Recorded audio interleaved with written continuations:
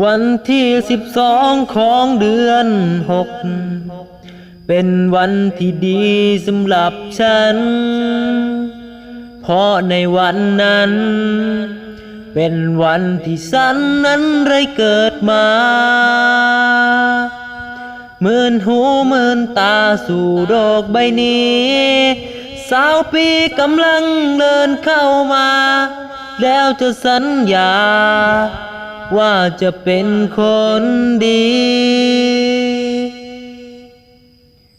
วันเกิดของฉันไม่มีอะไรที่ยิ่งใหญ่ มีแต่คำอวยพรจากใจของเพื่อนของฉัน แล้วฉันก็ไม่ได้ต้องการอะไรที่ยิ่งใหญ่ ขอให้พวกแกอยู่กับฉันตลอดไปแค่นี้ก็พอ ขอขอบใจทุกคนที่เสียเวลามาพิมพ์อวยพรของฉันขอโทษในวันนั้นที่ฉันเคยทำผิดไป